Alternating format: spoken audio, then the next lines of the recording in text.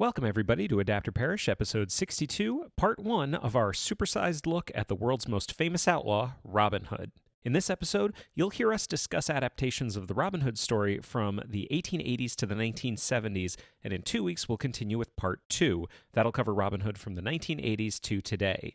So if your favorite Robin Hood is from the last 40 years, definitely give that episode a listen. We'll probably very much definitely talk about it. That's in 2 weeks on Tuesday, March 24th. If you have any comments, questions, or corrections about today's episode that you'd like to hear on the show, remember to email adapterparishcast@gmail.com or tweet at us using the AdaptCast hashtag. If you enjoy the show, we'd love it if you would share that with the world by leaving a rating and review wherever you listen to podcasts. Show notes from this and all other episodes can be found at adapterparishcast.com. And with that, on with the show, Adapter Parish, episode 62, Robin Hood, part 1.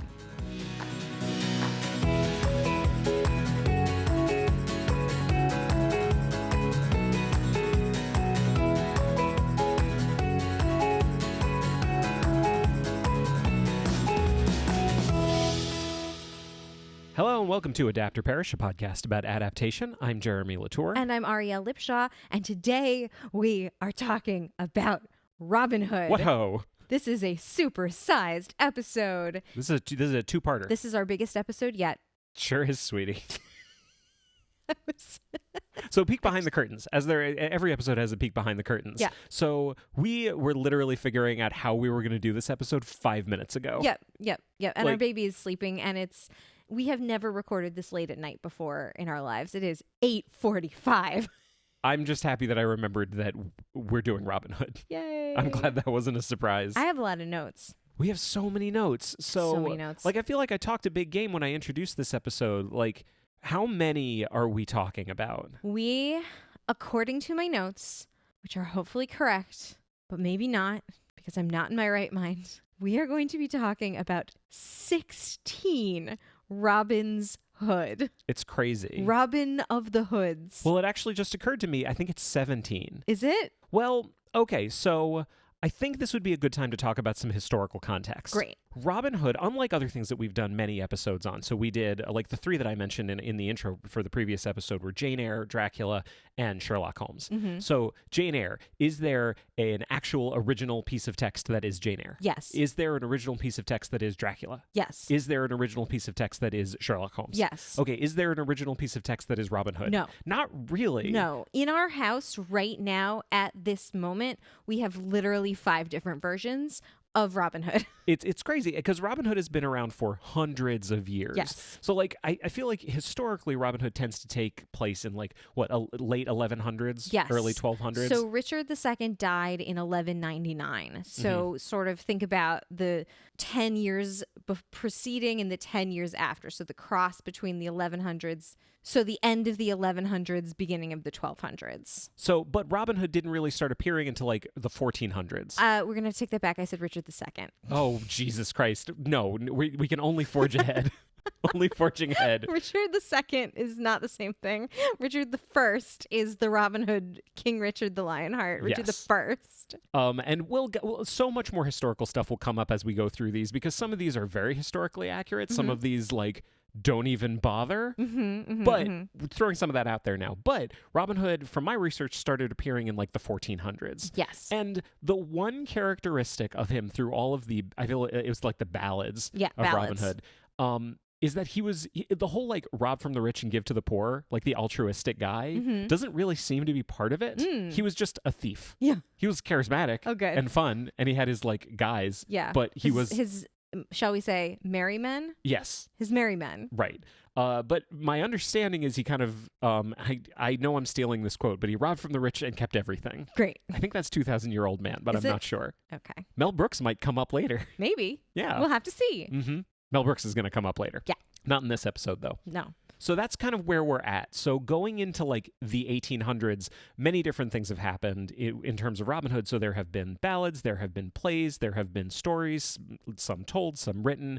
But I feel like for our purposes, we're not talking about that Robin Hood. We're talking about Robin Hood pop culture icon. Yes. And for our purposes, again, I think that starts in 1883 Mm-hmm. with a book called The Merry Adventures of Robin Hood by Howard Pyle. We have read this book. Not that this is the first book of Robin Hood, but this seemed to be the one that was most popular and informed all of the versions that we watched afterwards the most. Yes. Let's talk about this book. Yeah. So you read this book when you were a kid, or did you? Well, sir, there's a funny story surrounding this. So when we were talking about doing Robin Hood, I said to Jeremy, I have this treasured paperback on my shelf. I have read it so many times, cover to cover. I have had it since a child. It is Howard Pyle's Robin Hood. I love it.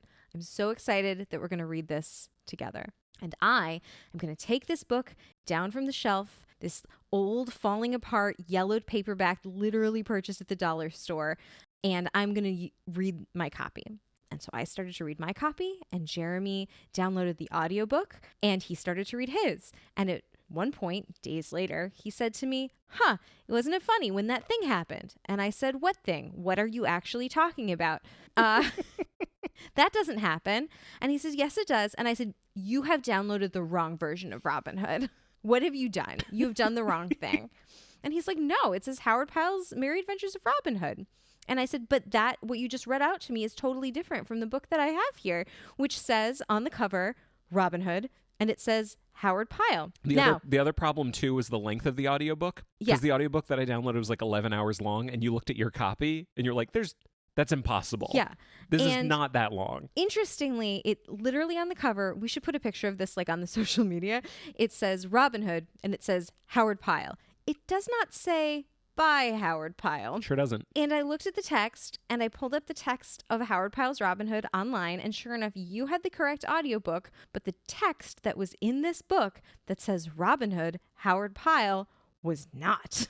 I felt so betrayed.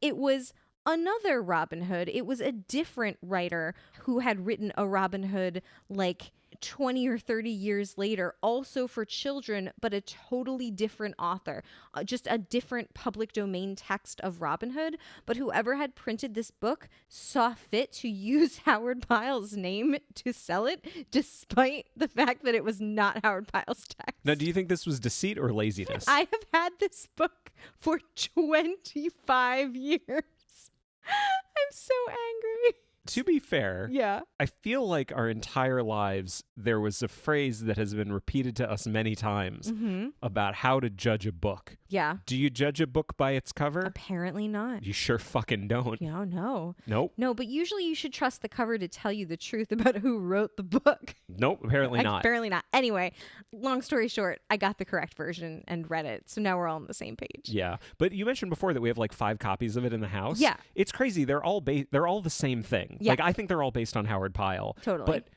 every single one of them has been slightly rewritten. Yeah. And so there's generally about 25 chapters, and they usually end with like him dying. Yeah. And there you go. Where it falls, there shall he be buried. But like they're all kind of different. Yeah. So what were your reaction to actually reading the actual Howard Pyle For the Merry first Adventures time. of Robin Hood for Yeah. the first time? It was super fun. Yep. I loved the I'm going to say like old-fashioned dialogue. It's not Old English or Middle English. Like it's modern English, but in the same way that Shakespeare is. There's lots of these and thous and haths and shalls. And I just loved how they talk. It's super fun. I like it's like there's just like certain words. Like they're always drinking Rich October Ale, and I don't know what that is. And anytime they're referring to a bottle, it's always a stout pottle. I just loved the language. It was super fun. Do you know where Howard Pyle's from? England? Nope. Where is he from? The United States. Oh, He's an American. that's great. He did such a good job. He did such a good job. This is something that's come up on the show before where we talk about like, and I think it's going to come up a lot in this episode, is this idea of, well, is it accurate or is it plausible? Where a lot of times, like most of the things we watch that take place in history are not accurate. like accuracy doesn't actually matter as much for a story as plausibility. Yeah, I agree with that. Or at least consistency. Yeah. And the book, The Merry Adventures of Robin Hood by Howard Pyle, is both really, really plausible for a modern audience, I think. Yeah. And like, I think that's subjective. Yeah. But I think objectively, it's incredibly consistent. Oh, yeah. And it's really fun to read. Like, I read a little bit of it out loud to the baby, and it's just fun to read out loud. It trips off the tongue. He's a really good interesting writer. Mhm. You know, like it's like late 1886? 1883. 1883. It's like stories for boys, you know, like that Yeah. kind of a thing. Mhm. So it's lots of adventure and swashbuckling and this and that and oldie timey language. I was actually really disappointed that not one of the adaptations we watched used that type of language. They were all like completely modern English. I get it. Like, I think I get it. Yeah, I mean, I do too. It's hard to write novel dialogue in that style, but like Howard Pyle managed to do it, so I don't know why a screenwriter today couldn't do it. God, it reminds me of when we did True Grit. Yeah. When we like read True Grit, and I was just thinking, I don't understand. I would change the dialogue. Yeah. If I were making a movie of it. And like in the John Wayne version, they did. But then when the Coen brothers made it, they just said, no, we're doing that dialogue. Yeah. And they made it work. They made it work. And so, yeah, I feel like someone could do it, but I feel like it's super hard. It's hard, yeah. I mean, if you listen to our Romeo and Juliet episode, it is hard to both. Actually, no, it would be like that the Haley Steinfeld Romeo and Juliet. Yeah. That they tried to write Shakespeare language and did not succeed. Yeah. Anyway, did you enjoy this book? I sure did. Mm-hmm. It And was what did you like about it? super, super fun. I think the thing that I enjoyed most about it was like two different things. One, it was the kind of the idiom, like the way it was written that you talked about. Yeah. I loved it. I will say kind of separately from the book itself was the fact that the audiobook I listened to, I like sometimes a narrator really makes an audiobook and he did all the voices and he did a really good job. Aw. And it really brought the whole thing to life for me, which I really enjoyed. But separately than that, it was super fun given the fact that like I've seen so many versions of Robin Hood. Yeah. And it was really fun to see kind of where the DNA of the modern Robin Hood was in this book. Because there's so much in here that I see in other Robin Hoods. But the other thing that was funny was getting to the end and finding out like, oh, there's tons of stuff that I kind of take for granted in the Robin Hood myth that just was not in this book. Yeah, you know what's not in this book?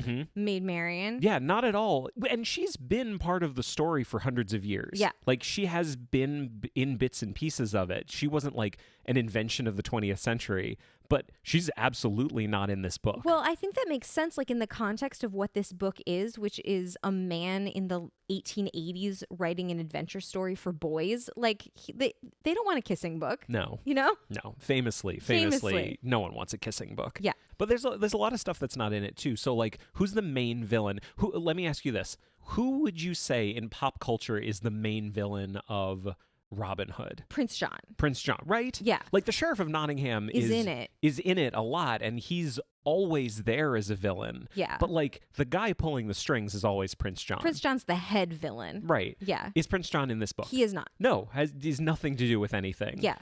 How much is Richard in? He's not in it at all. Or it comes back he comes back at the end. He shows up at the very end. Yeah, just like in many, many of these adaptations. Yeah. But he's not even really mentioned. Yeah. Like Robin doesn't do what he does because of like love of king and country. Right. Literally. That's the first time I've ever literally used that phrase. There it is. Like he definitely robs from the rich and gives to the poor. He never says that. Yeah. It actually seems more than anything Howard Pyle's Robin Hood just really wants to have a good time. He really likes to drink October ale. Yes. And like And he play loves tricks costumes. He loves costumes. He loves to play tricks on people, and he likes to beat people up and shoot arrows in the Greenwood and live a merry life with his friends. Yeah, he doesn't kill a lot of people. No. That was something that was really refreshing about the book because he says very specifically, because the whole book starts with like the origin of Robin Hood. So he was a bowman. Yes. And he kills one of the deer. Yes. One of the king's deer. Yes. And then he kills one of the guys who's chasing him. Yes. That makes him an outlaw. And that is the last person he kills. Yes. For nearly the entire book. Yes. Until he fights Sir Guy of Gisborne. Yes. Who is only in one chapter. And he's the absolute worst. And Robin is like, it is time for you to die. Yeah. I'm going to break my vow of not killing people and kill you. Yep. So he kills him. So he does. And that was something that was refreshing. Yeah. Because in a lot of different versions, like sometimes he is pretty bloodthirsty and very ready to kill people. And sometimes like basically what I'm saying is if I watch a version of Robin Hood where they make a point of him not killing people, that's something that has kind of pop culture precedent. And I think Howard Pyle's the evidence of that. Totally. It's just a super, super fun book. Yeah. I would recommend it to anyone who's never gone back and read it. Or really any version of Robin Hood, but maybe not the fake one that I have. Yeah. No, Howard Pyle's Robin Hood. And he dies at the end. Yeah, he totally does. Yeah. Yeah. We only Like saw... as an old man, it's actually really sad. It was my favorite chapter in the whole book. I think we only saw one version where he dies at the end. I've seen a second one. Right. That's true. We'll get to that. So, God, that's a book. Yeah. Books. Let's Fuh. talk about movies. Fuh. Let's get to the stuff that people actually care about. Gotcha. Silent movies from the 1920s. So there were other versions of Robin Hood on the screen before Douglas Fairbanks kind of adapted him in 1922, but they were shorter versions, and this is clearly the first big popular version of Robin Hood that informed a lot of other ones. Yeah. Like literally there's someone in this cast who ended up playing the same character years later in like talkies. Yeah. Because we have talkies now, right? Right. Do we still call them talkies? No, we do not. That's a shame. People do a lot of talking in these movies. Well, okay. But in 1922, we got this movie. So here's some background on it. It's directed by Alan Dwan, written and produced by Douglas Fairbanks, and starring Douglas Fairbanks. In the credits, it says it was written by someone else. Turns out, pen name, actually Douglas Fairbanks. Good for him. So he stars as Robin Hood, Earl of Huntingdon. Mm-hmm. This, I think, is important to talk about. Okay. I have a question for you. Yeah. In all of these stories, what do most people call this character for most of the time? Robin Hood. Okay, but that's not his given name. No. What is his given name? Well, Well, sir. usually it's Robin. Uh-huh. Sometimes Robert. Yeah. Of Something. something. Occasionally Locksley. Mhm. Sometimes it's Huntingdon. Yep. So the Locksley thing, that's actually in the Howard Pyle book too. Yes. Like, he's Robin, and he's from Locksley. Right. So he is Robin of Locksley. Right. And that's how names were constructed. Right. You don't have a last name. You're just someone of somewhere. But he's not Sir Robin of Locksley. No. Like, that's not a thing in the Howard Pyle It book. is not. Yes. Sometimes he's a noble and sometimes he is a regular person. Just a normie. Yeah. So I bring that up for a reason, which is in this version, who is he before he becomes Robin Hood? He's the Earl of Huntingdon. Earl of Huntingdon. Now, there is historical precedent for this. Robin, as the Earl of Huntingdon, first appeared in like the 1600s in a play. So it wasn't invented for this. But it's also not something that was in Howard Pyle. So like Howard Pyle isn't everything. Right. I'm just kind of repeating that. Yeah. As we go forward. But anyway, let's talk about this movie. Great. So this movie had one of my favorite introductions of the villain of any movie. And I think it's because it's a silent film. So like the visual imagery has to be very broad for you to know who the characters are. Totally. But the camera like pans over and there's Prince John. And I wrote down, you know, he's sinister because he has a parrot. But it was forgot about that. It was a falcon, but he was an evil guy because he had an evil pet. Oh, God. Do you want to talk about the basic plot of this movie? Yeah. So it's longer than I thought it was. Longer than I thought it would be. Robin Hood is not Robin Hood for like half the movie. No. Like fully half the movie. Yeah. And he is Earl of Huntingdon. Is it Robin Earl of Huntingdon or Robert Earl of Huntingdon? Who knows? Anyway, he becomes Robin Hood. Yes. What are some things that jumped out to you about the first half of this movie? Well, before he's Robin Hood. First of all, I want to point out that we are talking about a movie that was made literally 100 years ago. Very nearly. Isn't that crazy? The other thing that jumped out at me about the movie making, I know this isn't really what you asked, is that I've never seen another movie that had acting credits in the subtitles. Do you remember? Remember that? It like popped up. It was like Douglas Fairbanks, Robin, and what he was saying. You expect people to applaud like when Kramer comes into Seinfeld's apartment. So the overarching characteristic of this Robin before he becomes Robin Hood is he is afeared of women. I'm so happy you said that. But he gets over his fear once he becomes Robin Hood. Well, he gets over it right quick. Who gets him over that fear? Who pushes him? Marion. Well, Richard does. Oh, yeah? Because he's like best buds with Richard. Right. Richard Lionheart. And he's the one, like Richard is talking to him. Basically, they're like in high school. Right. And Richard is the popular kid. And Robin is there. And Marion is she's a popular girl. And Richard is the one who's saying like, hey, you should, she likes you. You should go after her. And that's when Robin says the immortal line, I am afeared of women. He's afeared of women. It's fucking great. And doesn't he dive in the river to try to avoid her or something? It's amazing how many things he goes through not to talk to her. Yeah. But then they do eventually fall in love. And Yeah. this is before he goes off to fight in the Crusades with Richard. Right. And all of the merry men have like dark wigs and like a lot of eyeliner. They all look like Noel Fielding. This is one of the gayer Robin Hoods, I would say. He's afeared of women. He likes, all of his merry men are really emo, and they do so much leaping in this. He is a leaping fool. I mean, if your performance is going to be purely physical, there are a few people you can look to who are better than Douglas Fairbanks. Yeah. Like, his stunts are incredible. Yeah, he does swashbuckling up the wazoo. Let's be clear about that. Yeah. His stunts are amazing. Yeah. But yeah, his physicality of the character is odd. Just something to behold, I would say. No, but in terms of the stunts, yeah, you're right. Like, and I remember you commented on it, and you'll have to forgive us because we're talking about these chronologically. So obviously, this is the one we watched the longest ago. We watched it like 2 years ago. It was not, but it was a while ago.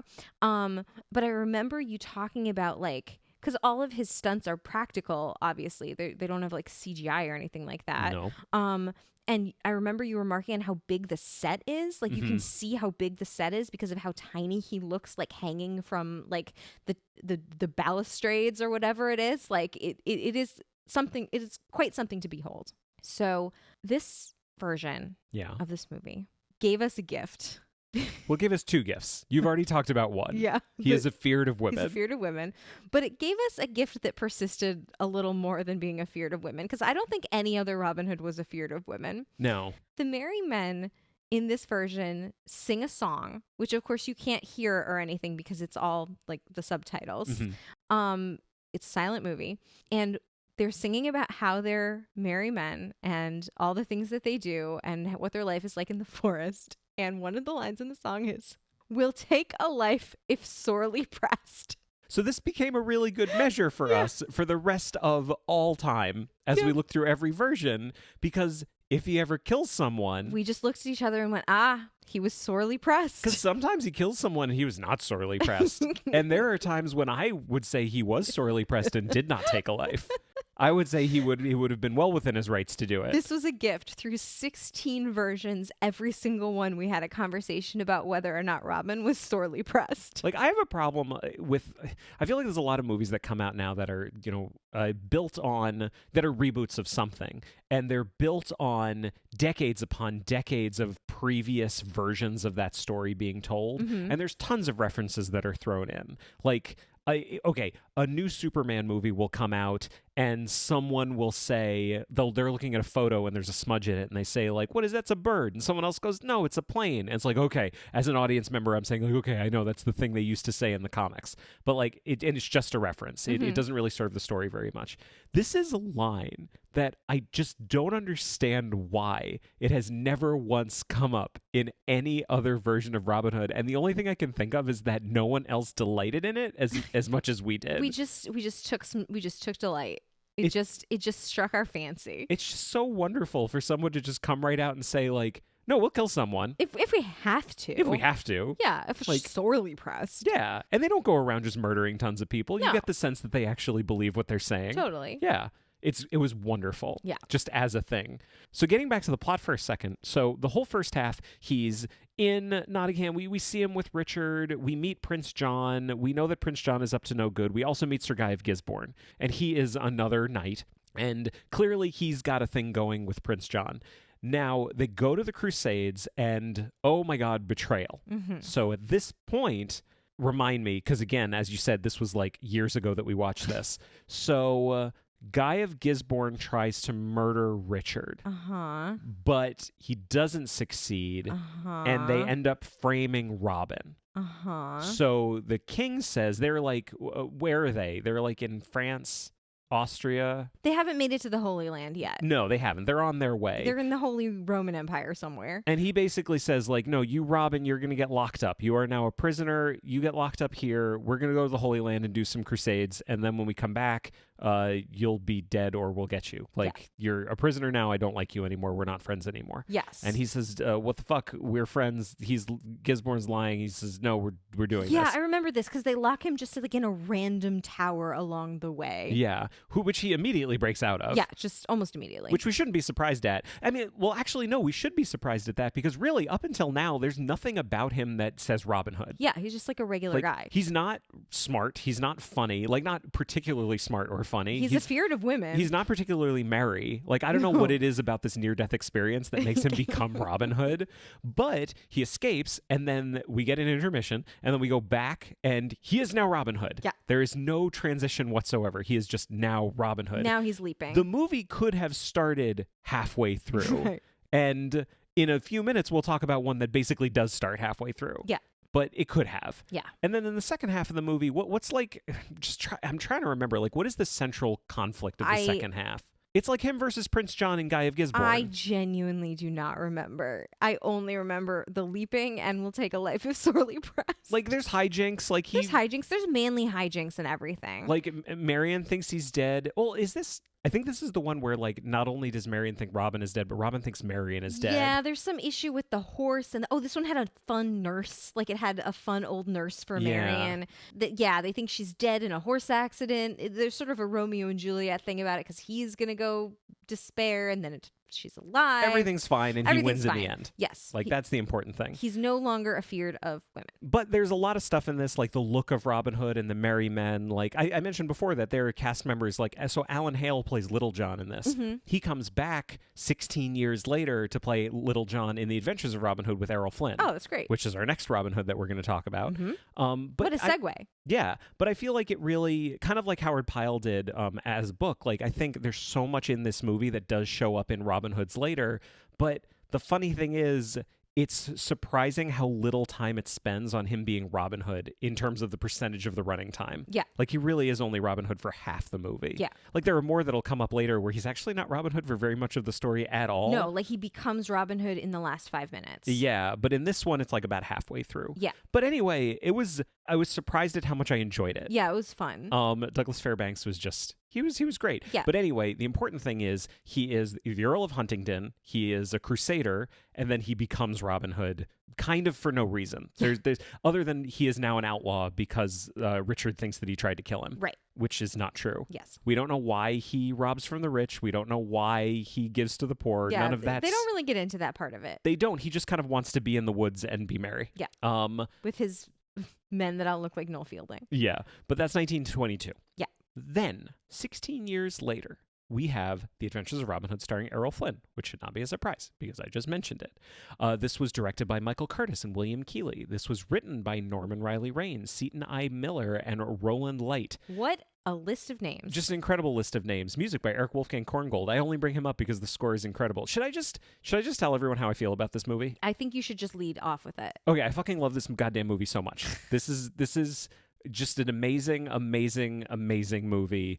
It is my personal favorite version of Robin Hood of all time. Yes. And I know that's not an unpopular opinion. It is not. It is not my personal favorite version, but we will get to it. Yeah. This is just a wonderful movie. I mean, the thing is, like, I feel like there's a lot that makes this movie great that's actually not super relevant for our episode here. So, like, as an example of old Hollywood movie making, yeah, there's a lot that can be said about Errol Flynn and the people that made this movie. There's a lot that can be said about it, it being one of the first Technicolor movies and the look of it.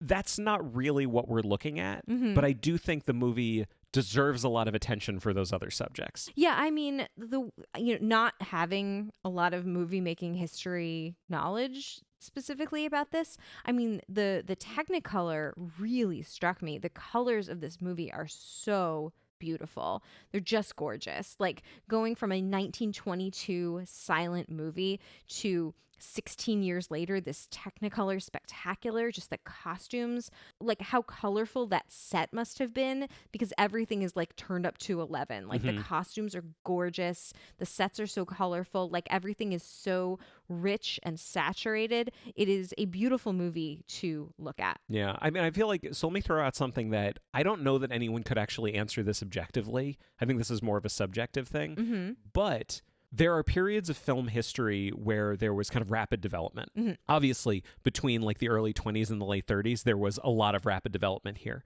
And I would be interested to know if anyone could pick two movies that show that development in as much stark contrast as 1922 Robin Hood and 1938 Robin Hood. It's a pretty excellent example. Like, you go from silent movie to sound, not only sound, but the score, as I said, was incredible. The look of it, as you say, the shooting of it It really is amazing.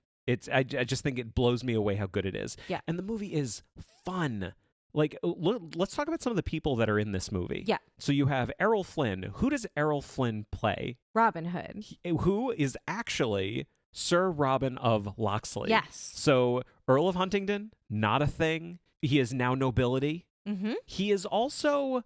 He's a Saxon lord, right? Not a Norman, and That's we hear correct. a lot about the Saxons and the Normans in this movie. They talk about it so much in this movie. Like, they talk about it in other versions too, but this was the one that I had me looking at Jeremy going like, I probably should do like 2 minutes of research because I actually don't understand what this conflict is. So here's Ariel's History Corner in 2 seconds. I feel like I want to introduce people to Ariel's History Corner in this episode as, let's take a trip over to Ariel's History Corner, and you're standing there in the corner going like, I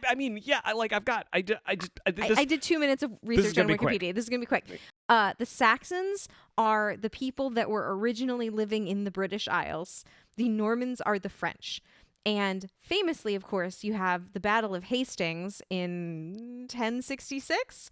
And that was I know when 1066 is an important date. Yes. I think it's the Battle of Hastings. And that was when William the Conqueror conquered, and he was the Norman and conquered the Saxons, and that was the beginning of Norman rule. I'm so interested to see if we get another negative review. Like famously famously in this house, our only 1-star review on Apple Podcasts was in response to our 10 Commandments episode. Yeah. Someone did not appreciate our level of respect of like biblical studies. Yeah, they didn't like our Bible scholarship. They were not impressed. They were not impressed that And our comedy podcast failed to rise to their level of biblical scholarship. I'm interested to see if someone thinks that we should have done more about like British history in this episode, but please continue. Yep. So that's pretty much it. So there obviously there is Saxon nobility, but they are lower in rank than the Norman nobility, and like never mind the peasants. Like the peasants are oppressed. Yeah. Fully oppressed. And there's weird stuff that this movie doesn't really like. This movie doesn't really illuminate the Saxon versus Norman conflict in any historical way. Mm-hmm. We certainly know in the movie that the Normans are the bad guys and the Saxons are the good guys. Yeah, and we know who's a Saxon and who's a Norman very clearly because they never stop talking about it. But also, like, Prince John is a Norman. Yes. So Richard is also a Norman. Yes, Richard is a Norman. But the Saxons love Richard. It's very confusing. Well, the thing that's confusing about it is everyone is just British. Yeah. Like, well, except for the people that are American. But, like, all of the... Basically, everyone has either a real British accent or, like, an approximated British accent. Yeah. Well, one of the things that has always... Because I've seen this movie before. One of the things that's always confused me about this, the Saxon versus Norman thing, is there's this scene where Marion is visiting... Robin Hood's camp, and she's being very haughty because she's there like against her will, and she's like, you're terrible, like you're a thief, you're an outlaw, like you're a bad person. And he takes her on sort of this walk around camp, and he shows her this big encampment where all of the poor people have come for help, and they're sort of living in this essentially refugee camp, and Robin Hood and his men are helping them with food and shelter and whatever it is that they need. And so they walk through this area, and there's children, of course, running around. And she's very moved. And she turns to Robin and she says, I think I misjudged you. And one of those men was a Norman. And he's like, yeah, I mean, we help anyone who needs help. But I never understood how she knew visually. I said to you, is there visually a distinction between the Saxons and the Normans? And you were like, well, the Saxons were blonde, but like Errol Flynn's not blonde. So like I didn't understand visually what she was seeing, that she could identify someone as a Norman and someone else as a Saxon. Well, it's because it's in the script. I mean, yeah, obviously, but it was a mystery to me. That's how they know. She says, how do we know he's a Norman? And they all take out their scripts and they all check their scripts. Yeah. Maid Marian, by the way, played by Olivia de Havilland. As of this recording. Like, knock wood, as of late February 2020, she's 103 years old. Yep. God bless her. Just amazing. I actually don't know how I feel about Olivia de Havilland. I think she is extremely beautiful. No, she's really beautiful. But after we did the Jane Eyre episode and I found out about the rift between her and Joan Fontaine, like, I think I might be on Team Joan on this one. I don't know. I mean, Olivia's outlived her by many, many years. I mean, I grew up on Team Olivia de Havilland. This was like... When I was a kid, this was one of my very favorite movies. Like, if I had a top 5, this would be it. Remember when we met Cary Elwes a couple of years ago? I do remember.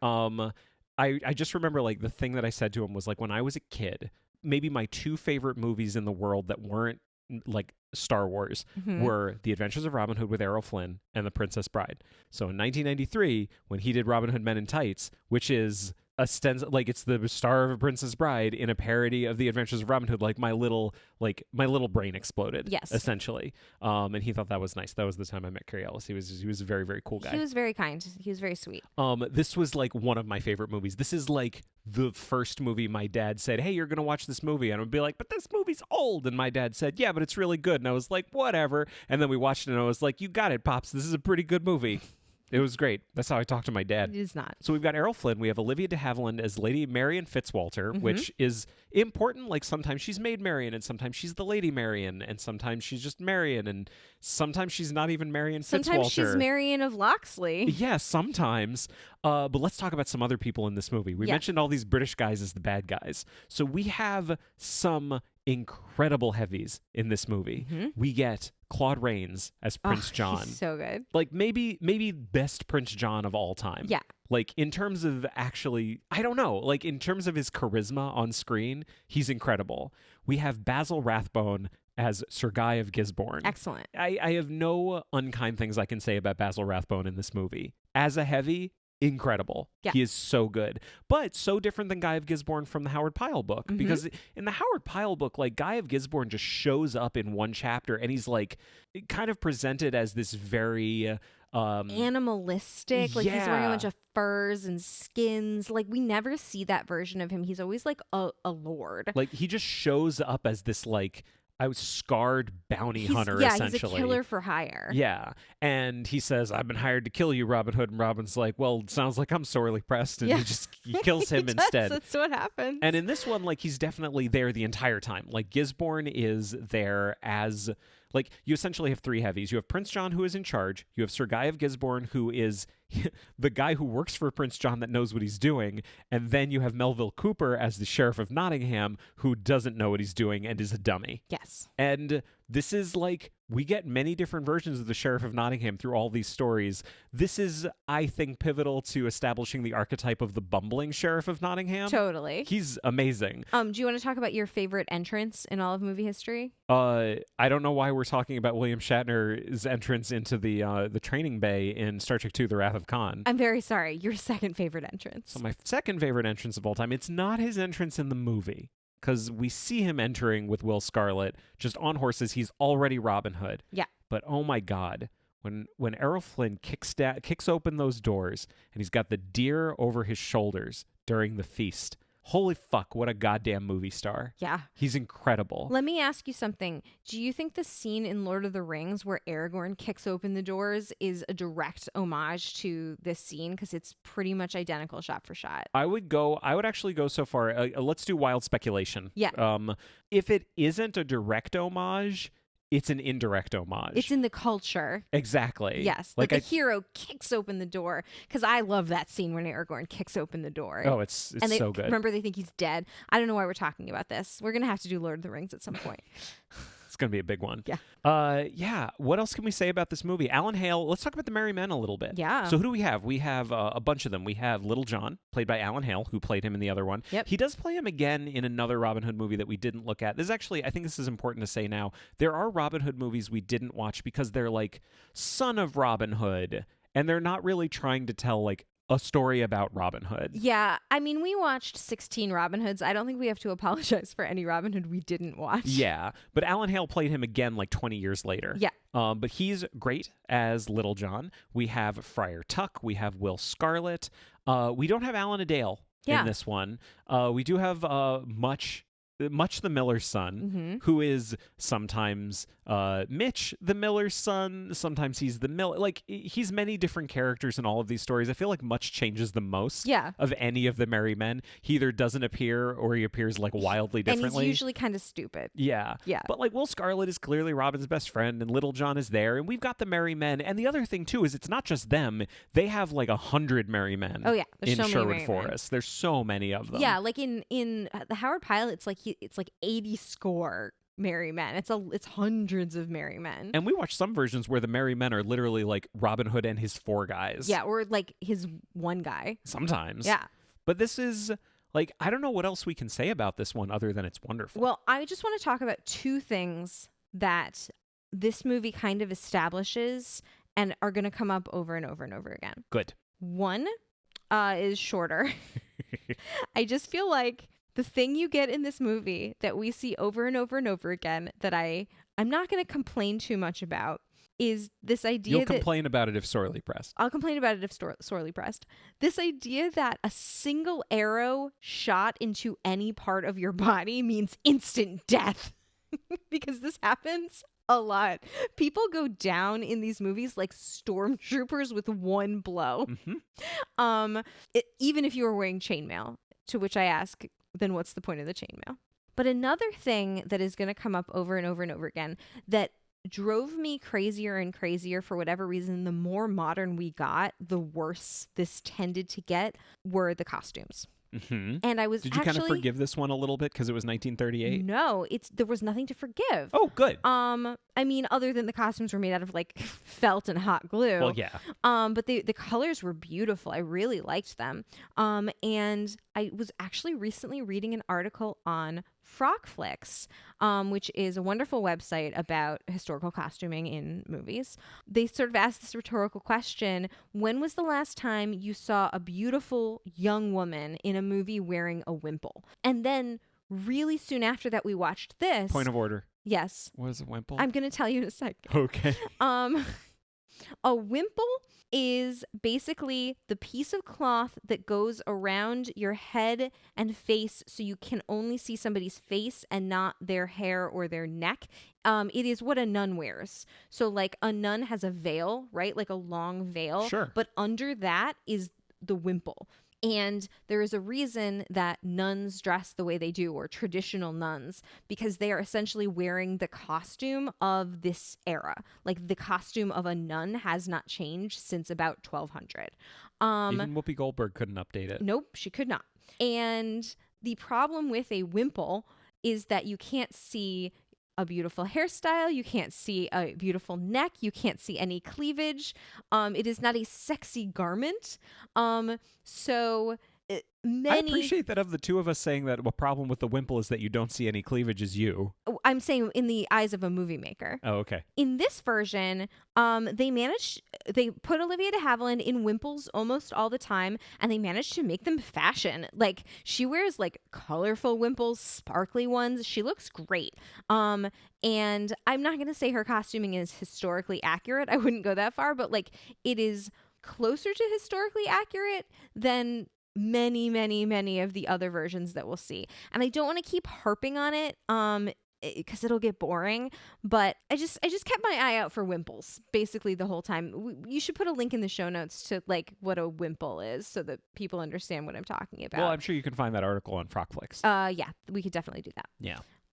So yes, historical costuming and death by arrow at one blow. So that brings us to what I think is important to call out as our first, I'm going to call it a minor Robin Hood. Sure. And this is The Story of Robin Hood and His Merry Men, 1952, from Disney. Mm-hmm. This is like one of the first like Disney live action movies, which we just covered in detail in our last episode with the Absent-Minded Professor. Why do I call this a minor one? Why do you think I call this a minor one? Because it was not very good. It's okay. It's all right. I wouldn't call it bad at all. It was directed by Ken Anakin Skywalker. Just Ken Anakin, written by Lawrence Edward Watkin. We had some people who were good. Like, what'd you think of Richard Todd as Robin Hood? Completely forgettable. I do not remember his face at all. He's like young. He had like dark hair. Okay. I think it's important to say, like, so who is Robin Hood in this movie? Well, he is Robin of Locksley. Mm-hmm. And his father, like Derek of Locksley. Yeah. I can't remember what his Bill name of is. Locksley. Something like that. So the important thing about this is that we do get his origin story. Much like Batman, he witnesses the murder of of one of his parents. Uh-huh. His mom, we can assume, has been dead for a long time. Yeah. But he's just like, he loves his dad, and his dad hang out all the time. They're not nobility, but they know nobility. Mm-hmm. So like, he's already flirting at the beginning of the movie. He's very young. He's already flirting with Marion at the beginning of the movie. And then the sheriff basically orders the murder of his dad. And based on that, and there's all this stuff to make him an outlaw, he's off in the forest, and then we get Robin Hood proper. And we meet, we've got Tuck. We've got, it's actually really funny. We've got a guy named James Hayter who plays Tuck, who comes back years later as Tuck in another movie. After he gained a lot of weight. Oh. And I think he looked much better as Tuck in the later one. There it is. Than he did in this one. Have I mentioned that I was in a stage production of Robin Hood when I was like 10 years old? I mean, even if you have, you should mention it now. This is the most relevant it could be. Do you know what character I played? You played Friar Tuck? I played Friar Tuck.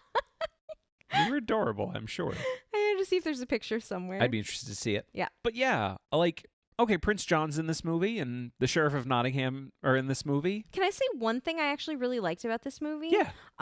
That was sort of a rare occurrence. Queen Eleanor was a major character. Oh yeah, that was nice. And I really liked her. Like, she was this very distinguished older British actress who had that thing where she kind of talks like her mouth is full of peanut butter. And I really liked her. I liked her character. I felt like she was not underwritten. And she was fun. Yeah, I think the thing we can say about this is the thing we've said about other Disney live-action movies of the time. Like, everyone showed up. Yep. Everyone gave 100%. They had no budget, clearly. Yeah. There were a lot of bad wigs, and everything was made of cardboard. It's like, it's fine. Yeah. It's fine. It's good. It's on Disney+. Plus. Like, that's the best thing we could say about it. I did like the part where they, where Little John, like, falls in the river, and, his tunic is very short, so when he falls in, we were like concerned we were gonna have to see something that we didn't want to see, but it was okay because he was wearing like modesty shorts underneath. Yeah, he had a skirt. Wasn't it more like it was a skirt? A little skirt, yeah. But like, it's fine. Yeah, it's fine. It's fun. It was fun. But I think we can move on to more major Robin Hoods in a little bit, because next we have someone who played Robin Hood in 2 of the versions that we watched. Yes, and this is Richard Green. Yes. Yes. So Richard Green did a TV show. There was a British TV show called The Adventures of Robin Hood. Now, it ran from 1955 to 1959. They made 4,000 episodes. Literally like almost 150 episodes. We watched 11 of them. A good number. A chunky number. Which is a bunch. That is hours of this show. Yeah, and we at one point were like, what if we just kept going? And then it got really boring, so we did stop. I would say it's not even that it got boring. It's that we weren't getting out of it what we wanted to get out of it for the show. Yeah, that's right. Because I'll just say this, like, we enjoyed it. Yeah. It was fun. It was super fun. It's the kind of show, this was my biggest reaction to it. It was the kind of show that I feel like I would have loved when I was a kid. Yeah, I mean, it's for kids. It's clearly intended for children of the 50s. Apparently it was really popular. So the executive producer was Hannah Weinstein. It was commissioned by a guy named Lou Grade. As far as I could tell, she was Hannah Weinstein was the showrunner for the entire time. Ran for, I would say, 4 seasons. So we have Richard Green as Sir Robin of Locksley. Yes. So the first episode, he has returned from the Crusades. He has found that his lands and house have been taken away by the Sheriff of Nottingham. And he becomes an outlaw and hooks up with... So this is something that I feel like... Is this the first time we've seen it where the merry men already exist? Like there's already a group of outlaws in the woods. And Robin comes in and says, oh, I will be your leader. Yeah. Because I am Robin of the Hood. Yes. A couple are like that, but I think this was the first. Yeah. Well, he is spurred on to action because if you remember, he comes home and finds his family's old servant like lying abed, dying. Yeah. And this old man is like, everything's changed. The sheriff has taken over. Times are so hard. Things aren't what they used to be. And then he sort of grabs Robin by the neck and like pulls him close. And he's like, you must kill them all. It's the most bloodthirsty old man. Yeah, he really is. Yeah. But this is a gentle Robin Hood. Yeah. This is a gentle, fun. He's a very merry Robin Hood. Yeah. Which is nice. It is nice. Something I really enjoyed about this series, and I guess we only really watched the first like 11 episodes, so I don't know if this continued on through all 150 of them, but every episode starts with a little song, like it's just a really short little minstrelsy song that tells about what is going to happen in the episode. So if it's like Robin Hood meets Maid Marian, it's like do do do do do, and Robin Hood met Maid Marian, and they were very happy all day. Like it's just it's like a little like the little opening song is different in every single episode. I was like worried you weren't going to be able to capture it, but you did better than I could have ever dreamed. But then the credits song at the end is the same. It's Robin Hood, riding through the glen. Robin Hood, with his band of men, feared by the bad, loved by the good. Robin Hood, Robin Hood. You're laughing like I made that up, but that's the actual No, song. I know. You just delight me. There's going to be more singing. Yeah. Maybe in episode 2. And the other thing about this Robin Hood is we've seen Richard Green before. Yeah. He was Sir Henry Baskerville in the Hammer horror Hound of the No. Baskervilles. No, I'm so sorry. The Basil Rathbone The Basil one. Rathbone one. So I was watching this going like, what do I recognize him from? Like, we recognized him and you looked him up and you were like, oh my God, we've talked about it. So we've actually talked about him on the podcast before. He is 15 years older now. Yeah, he's a middle-aged Robin Hood. Yes. I would say we get a range of ages. I would say he skews towards the older end of the spectrum of the Robin Hoods we've seen. Not the oldest by far. No. Well, but he's like an older Robin Hood who definitely acts like a younger Robin Hood. Yeah, it's not dignified. Well, hang on. I have a question. Yeah. Is this the one where it's not dignified? Oh, no, you think it's the next one? I think it's the next. I feel like we have to talk about these both at the same time. Okay. Which is so weird because they are so different. Well, they're not related to each other at all. It was just this one guy playing the same character. Okay, so let's go on to Sword of Sherwood Forest, 1960. Okay, so you mentioned Hammer. Yeah. He wasn't in that Hound of the Baskervilles, but bringing it back to Hammer for a second, Hammer produced a number of Robin Hood stories. Best as we could tell, there were like 2 movies that they made that were like, here's a story about Robin Hood, and not like, here's a story about Robin Hood's daughter or something like that. So one was Sword of Sherwood Forest, 1960. I was so excited about this because so far we have watched a Hammer version of The Hound of the Baskervilles. We watched a Hammer version of Frankenstein. We watched a Hammer version of Dracula. And every single time I was more and more excited by the thing that I was seeing. That's right. They are just a goddamn delight from beginning to end. I've talked about this on the show before. They are gruesome and they are sexy. I feel like is the wrong word because it's more exploitative than that. Yeah. Like They're lurid. yes, lurid is exactly the word I'm looking There's for. a lot of boobs and blood. Which often I am here for. Yeah. Oftentimes I am here for. And a lot of big hair. Yeah, right? I mean, totally, nothing's period accurate. Yeah. Like, that's not what Hammer is about. No. Hammer is about, hey, come on, kid, come into the theater, have some fun. And so I was really excited to know that I we was would... just picturing like a creepy old man in a trench coat going like, come on, okay, you want to come in the theater? Well, except he's British. Yeah. You all come in the Jesus. theater. That's not my best British accent. I actually can do one pretty Hello, well. how are you? Oh, are you? So Such a deep cut. 2 people will get it. So I was really excited about this. And we thought, okay, we'll pick one of the Hammer movies that we'll watch. So we picked Sword of Sherwood Forest. And it was like interesting too, because here's Richard Green again as Robin Hood. And we watched it. And what we found is that it is completely separate from the show. Yeah. So the show is defined by how much it's for kids. It's just a fun little jaunt. Every episode we get like an actual adaptation of chapters from Howard Pyle's book. Yeah. Like, so one of the episodes he meets someone and robs them because he pretends to be he dresses up in costume, which Robin Hood loves. Robin Hood loves costumes. He is a theatrical gentleman. Loves it. So he meets this guy on the road who is a traveling merchant. He has been told by all of the merry men, if you're going to be one of us, you got to go rob from this guy. So he meets this guy and the guy says, oh yeah, no, I keep my money in my shoes. See, I have these trick shoes that have a bottom that opens up and that's where my money is. And then he says, oh, guess what? I'm Robin Hood. Give me your money now that you've told me where it is. Yeah. That's a chapter from the book. Well, the other thing Robin Hood, I think, happened in that chapter, and Robin Hood really likes to say to people is, oh, well, aren't you afraid of that notorious outlaw, Robin Hood? Right. And they say, no. And then he says, give me your money. Right. So that was delightful. And so every episode are these perfect little stories. We really enjoyed all the ones that we watched. It was just fun and light and nice. And then we get this movie, Sword of Sherwood Forest, which is a very hard thing to say. And we get Richard Green as Robin Hood. We also get Peter Cushing as the Sheriff of Nottingham. Oh, yeah. How excited was I that we were going to get to see Peter Cushing. He has now been in every single one up till this point of the Hammer movies that we've watched.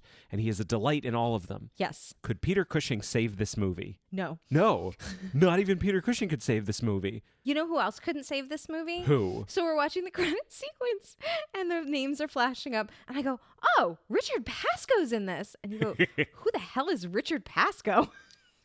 So Richard Pascoe is a British actor. I think he recently died. He was in a show called Playing Shakespeare, which is a series of master classes done by the Royal Shakespeare Company from like the early to mid 80s, I would say. Yeah. Led by a guy named John Barton, who was old then, and I think just died. Right. Like up until like maybe last year, I would have been like, and he's still alive. He's not. The only reason I'm laughing is because he was a great guy who lived a very long life. Yes, but who looked like a dwarf from Lord of the Rings. He's just like old. He just looks like he has like really bad like coffee and tobacco breath and a long beard, but he's just very gentle. I don't know why I'm going off on this tangent. Anyway, Richard Pascoe. The other thing that Richard Pascoe's in that I know him from is sort of concurrent with that Playing Shakespeare series. The BBC did this thing where they filmed every single Shakespeare play, and we have all of those on DVD. And I used to get those out of the library when I was a teenager because that was how I spent my Saturday nights. And my favorite one was Julius Caesar. It's an amazing cast. If you have the opportunity to see it, Charles Gray plays Caesar. But Richard Pascoe plays Brutus. What might people know Charles Gray from? They would know him as the narrator in Rocky Horror Picture Show, right. But also Mycroft Holmes in the Jeremy Brett Sherlock Holmes. But I know Richard Pascoe because he played Brutus in that production, and I always really, really admired his performance in that. Oh. Digression over. Could he save this movie? He could not. He also did a very bad haircut in this movie. I want to read an excerpt from the New York Times review of this movie. Okay. It's business as usual, but hold on. Alan Hackney's script and Terence Fisher's direction keep the incidents jouncing. I don't know what that means. Okay. A nicely tinted Sherwood forest is as pretty as could be, and Sarah Branch is certainly the curviest Lady Marion we've ever seen. Well, that's the same reaction you had because you said within the first done. 5 minutes of the movie, this is my quote from Jeremy, "It's a naked lady. Thanks, Hammer." Sorry, please continue. This is my favorite review. If I ever became an actor and someone said this about me, I would be so happy. Mr. Green is aptly limber. Which he isn't, by the way. Not particularly He's limber. way too old for this part. And Peter Cushing, Richard Pascoe, and an unidentified Archbishop of Canterbury are excellent. Wow. What? That's movie reviews before the internet. They literally had no way to find out what the name was of the guy that played this role if he wasn't credited. This movie has... I can't even remember it. It's a nothing movie. There's like a plot, and Robin Hood is in disguise for half of it, and he meets up with the sheriff, and the sheriff is basically going to get betrayed by somebody, so he makes a deal with Robin Hood, and then the sheriff dies. Yeah. This is like the only version we ever watched where the sheriff of Nottingham dies. Yeah. Which is crazy. Yeah. And it means nothing. Yeah. And is boring. So you have the show, which is directly based on existing text. You have the movie, which has nothing to do with existing text, which is not a problem. That's not a knock against it.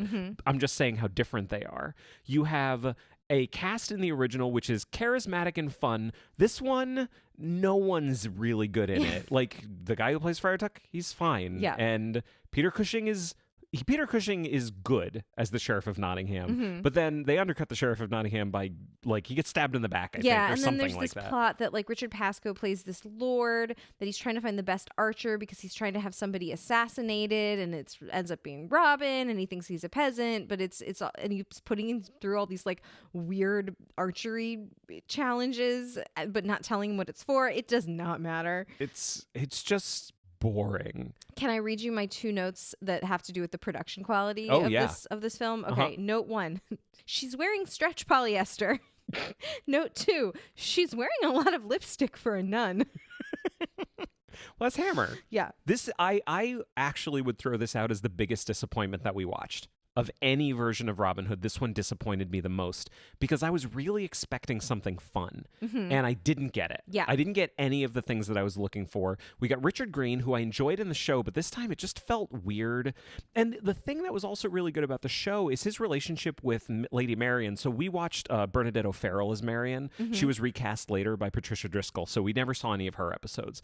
But I thought the relationship he had with Marion was good. They definitely did the thing where Marion, like, shows up as a boy Do you remember Yeah. that? She Oh, has like a God. whole episode where she's pretending to be a lad. She was the most womanly boy I've ever seen. From what I remember, like Robin figured it out pretty quickly. Yeah, because there is a version we're going to talk about later, I think in episode 2, Yeah. where Marion dresses as a boy, and I thought she was very convincing. Yes. But in this case, no. No, but she's still fun. Yeah. And it doesn't matter. And I thought he had a good relationship with her. I thought they were a nice match. Yes. This one, Maid Marian is way too young for him. Well, she's super blonde. Like, I think Yeah. it's the first blonde Marion that we've seen, and it's just as weird. It's very Hammer. It's less Robin Hood, more Hammer. Yeah. Blonde, buxom ladies are Hammer's stock and trade. And they have their relationship they have is terrible. Mm-hmm. Like, not only is the age difference really bad, he is coming on to her so hard. And I remember her not being that, like, there for it. Yeah. And it's just gross. Yeah. It's gross. So if you have someone who's already kind of old for the part, don't do everything you can to exaggerate how old they are. It doesn't work. Oh my God, it makes me think of the Charlton Heston Sherlock Holmes where Watson falls in love with the beautiful young lady, and it was just so gross. It was awful. Remember how gross that was? It's no good. It's no good. It's no good. Well, the good news about Hammer is that but a few years later, Yes. in 1967, they did redeem themselves because they produced a challenge for Robin Hood. So this was in 1967. This was one we weren't going to watch because I couldn't find it easily. Mm-hmm. And then I found it. Mm-hmm. And I thought, you know what? Let's give Hammer another shot. We tried to watch them all in chronological order, but this one we watched a little out of order Yeah. because it took me a while to find it. I don't want to speak for you. I can Mhm. only speak for myself. Yes. I am so happy that we watched this movie. Yes. Just like a sword for, what is it? A sword of Sherwood Forest. Yes. Just like Sword of that is it's so goddamn hard to say. It's okay. Just like 1960s, Sword of Sherwood Forest Good job. was a huge disappointment because I was expecting so much from Hammer and it gave me so little. This one, I read bad reviews of it. I didn't know anyone who was in it. It didn't look like it was going to be anything. It was the most pleasant surprise of every single Robin Hood that we watched. It ended up being one of my favorite versions that we watched. Mm-hmm. It is just a goddamn delight, and it did every single thing that I was hoping that a Hammer version of Robin Hood would do. Oh, yeah. So, like, just for a peek behind the curtain, we're watching this movie I don't even really remember what the scene was, but within the first 5 minutes, there was like a child in mortal peril. And Jeremy turns to me with the most excited look on his face, and he goes, "This is what I'm here for." 100%. So let me give an idea of this movie. Yeah. Let's talk about the plot for a second. Yes, please do, because I don't remember it very well. I talk about the people who made it. I don't really think it's super important other than the director has the most British name I've ever heard, C.M. Pennington Richards. And it was written by Peter Bryan. So we have Barry Ingham as Robin de Courtenay. He is not Robin Hood. Mm-hmm. First of all, this is in keeping with everything we've come to expect from the fun Hammer movies, which is they do not respect the actual like plot of the originals. They're all about respecting the spirit of the originals. Mm-hmm. So I'm here for a different version of Robin Hood than I've ever seen. He is Robin de Courtenay. Barry Ingham, I feel like, is worth mentioning. He is well known in this house for two reasons. Barry Ingham plays two of my favorite roles in television and cinematic history. Mm-hmm. Barry Ingham, one, was in an episode of Star Trek The Next Generation, which many people don't like. They are dumb. I love it. It's fantastic. It is called Up the Long Ladder. It's the one where they find the Irish settlers and they come up on the Enterprise and they like have cows and start fires. And there's a very pretty lady that Riker seduces, and she has an old Irish dad, and that is Barry Ingham. And he gets drunk and he's funny and he's hilarious. And I love that episode. Okay, so that's one. Two, Barry Ingham is Basil of Baker Street. He's a great mouse detective. So I think these are important to say because, okay, if you were to ask people to describe what Robin Hood looks like, generally, how do you think people would describe Robin Hood, the character of Robin Hood? He's tall. Okay, he's tall. He's blonde. Usually. Muscular. Yeah, handsome. Dashing. Usually. Somewhat youthful. Barry Ingham is not Not all of these things. He's got a face, He's got a certain charm. you know?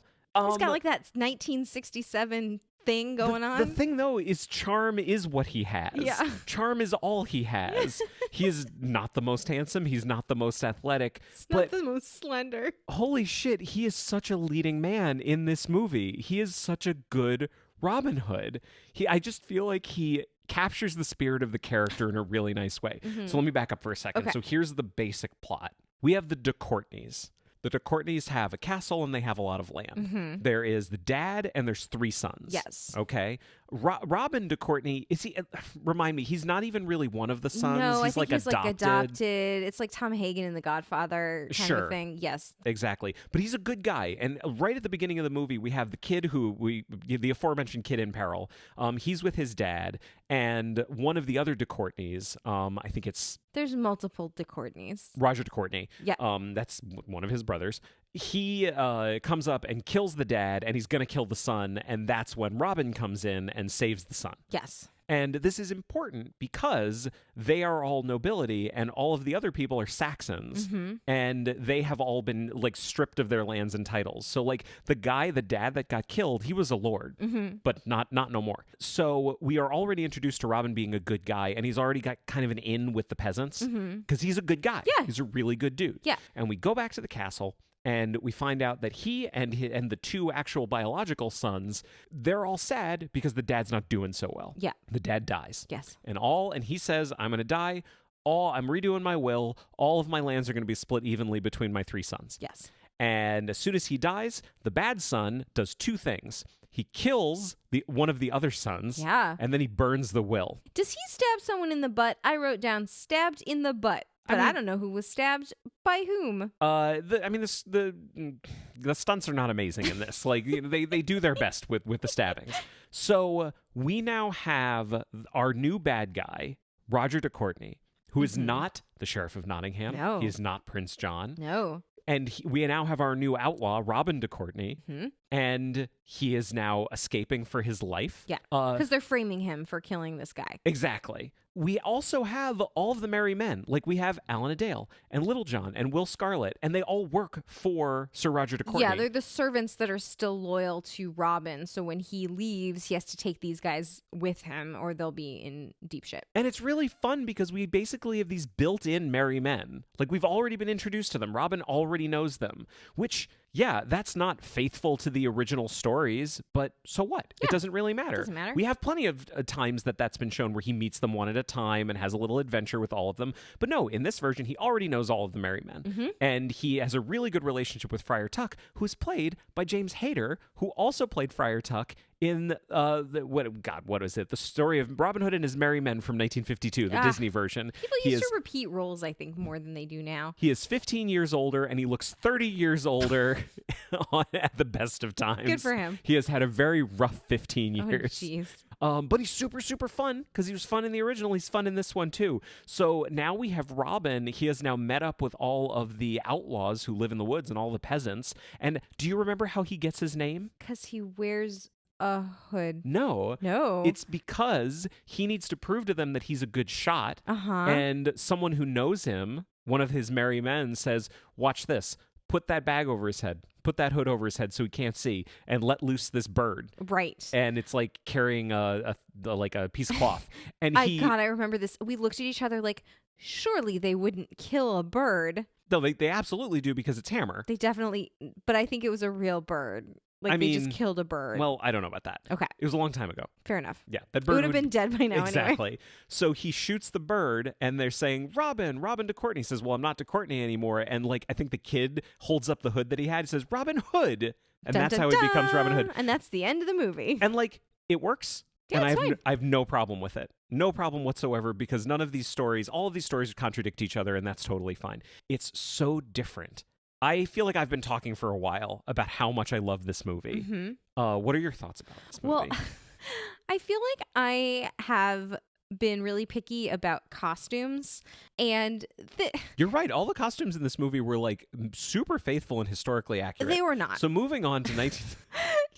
So I wrote down like there's not a wimple in sight, which is so upsetting because a wimple is literally just a piece of cloth. The easiest thing in the world to put people in wimples, but people look old and bad. Hammer doesn't give a fuck about your wimples. Yeah, they don't give a fuck about the wimples. But what they put everybody in are these like Wouldn't it be amazing if Hammer put all of the women in the wimples, but then also had them in the like low cut cleavagey gowns? We literally saw that. That's true. Yeah. That literally was a thing. They had people in women in wimples, but like with nothing covering their like it was a wimple with cleavage. So, when I was a little girl, we used to go to the Michigan Renaissance Festival. And it was really fun. And I love going to the Ren Fair. Did you get a turkey leg? I don't remember ever getting a turkey leg. But what I did get, what I wanted to get was one of those pointy princess hats. Like the big ones that are like pointy at the top with like ribbons coming down. My parents would not let me get those because that one was too expensive. So what they got me instead was like this sort of padded circlet with ribbon wrapped around it that sits just on your head. So it's just like kind of a circle. It was pink. It had ribbons coming down. And that's what all the women in this look like they're wearing. They look like they're wearing the thing I got at the Ren Fair when I was like 6 years old. It's never the point. It's Historical accuracy in costuming is not the point of a Hammer movie. Gotcha. What Hammer movies do is they retell your stories in a way where you actually don't know what's going to happen next. That's the great thing about it. Mm-hmm. And they stab people in the butt. They are violent. They are bloody. They are sexy. And they're just fun escapism. Yes. They're wonderful. I want to run through some of the people who are in this. Okay. So like you have Eric Flynn as Alan Adale. He's super fun. Leon Green as Little John might be one of my favorites. I realized much later when I recognized him from, he played Miles Gloriosus in A Funny Thing Happened on the Way to the Forum. Oh, right. Like cuts an imposing figure. This guy is huge, but he's not like big and burly. He's big and handsome. Like with his handsome, well-trimmed beard. Right. We have Will Scarlet. Douglas Mitchell plays Will Scarlet. Do you feel like it would be inappropriate for me to be a little mean about Will Scarlet? No. This is the pudgiest Will Scarlet I have ever seen in my entire... He looked like Mario, didn't he? Yeah. Like a little bit? A little bit. Because he's dressed in red the entire time. That's He's got right. a big old paunch and mustache. Did he go, hoo-hoo? He did a few times, Yeah. and they ate that mushroom, and then things were much better for him from then on. Good. Like James Hayter as Friar Tuck is really good, but I think one of the things I loved the most is, and it goes back to the thing I was talking about with it being kind of unpredictable, where it's a story told in a new way. Mm-hmm. I want to talk about Marion. Okay. I feel like we never say at the beginning of the episodes, like, yes, we're talking about spoilers. Yeah. We're always going to talk about spoilers with this.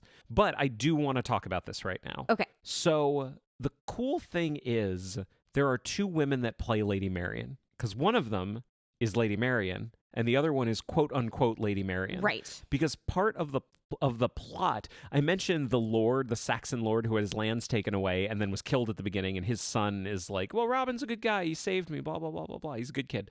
He's the one that names him. He has a sister. Right. His sister Marion. Right. And we have met Marion at this point. Right. But it turns out what they have done is they have made her the handmaid Right. for who they are calling Lady Marion. Right. So like what we find out is that like Marion, his sister Marion was basically like abducted to be this guy's like courtesan, and they come walking and that's what they've been told. And they come like walking through the town. He's like, "Oh my gosh, it's Marion. It's my sister Marion." And Robin's like, "No, that's the maid. Like no, you mean that fine lady that's walking there." And he's like, "No, I know my own sister. Like she's."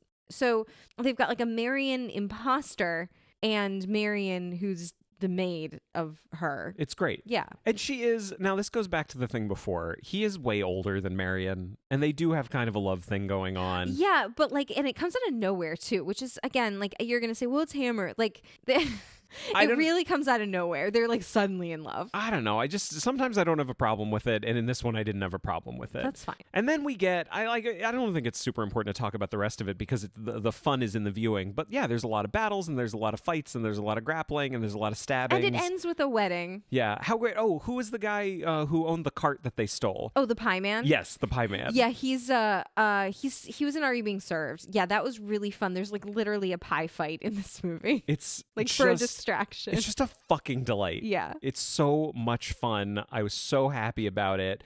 But I feel like I have talked about it enough. Yes. And maybe we should move on. We should move on. I just have 5 more things I want to say about it. I don't actually. Sorry. You looked at me so scared. I'm so sorry. But yeah, like recapping a little bit. So Richard Green's show was good. Then he was ruined for us with the boring Sword of Sherwood Forest by Hammer. But then Hammer totally redeemed themselves 7 years later with a challenge for Robin Hood, starring Basil of Baker Street as Robin Hood. And then we come to 1973. Do you want me to just like sit back for this one? Arguably Disney's finest year. Go on. I'm waiting. The Disney Corporation, in its wisdom, decided to make the best movie of all time. And they just decided to do that. They just decided to do that. Spoiler alert, this is the best movie of all time. A brook no denial.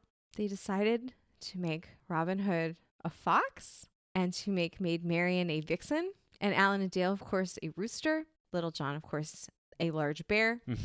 Friar Tuck, a badger, and Prince John, a lion, with his trusty assistant, Sir Hiss the snake. As we all know from the original stories. As we all know. I don't know what to say about this movie. This movie is a pure delight. Do you mind if I jump in for a second? I do not mind. Because I think I really want our conversation about this movie to be positive. Right, because everything I've said so far has been really negative. Well, no. Here's what I'm saying. I know you have a ton of positive things to say about it. I have a lot of positive things to say about it, and I would rather talk 90% of the time about the positive stuff. Okay. I just want to get a couple of little things out about it. Okay. That are, I would say, maybe take it from a 100% movie to a 99% movie. Okay. So this was something that was developed by a guy named Ken Anderson. He works on a lot of different Disney movies. He had a vision for this. And one of the things that he really wanted to do is he wanted to kind of go against expectations for what this movie should be. So he thought, well, the Sheriff of Nottingham is evil, but I don't want to make him an animal that is always seen as evil. I'm going to make him a goat. And he had other ideas too. Like he was going to have... This movie is the goat. Greatest of all. Good job. Like Friar Tuck was going to be a pig. He had all of these ideas for it. There were going to be way more of the merry men. He was basically removed from the movie, and he was replaced by a guy named Wolfgang Reitherman. And Wolfgang Reitherman is the credited director on this movie. And he made a lot of changes to it that Ken Anderson was not super happy with. So, like, for example, the merry men are all eliminated, and it's really just about, like, the only merry men are Robin and Little John. Yes, and Friar Tuck. Well, and Friar Tuck's always in the village. No, he's not. He's hanging out with them. He's a merry man. That's 100% true. I'm so sorry about that. So they're there. The Sheriff of Nottingham is now a wolf, which was a little more predictable. I only bring this up to say this movie is one of my favorite movies. I wonder if those changes had been made, if it would be my actual favorite movie. Who can say? No one can. I just find this stuff so interesting.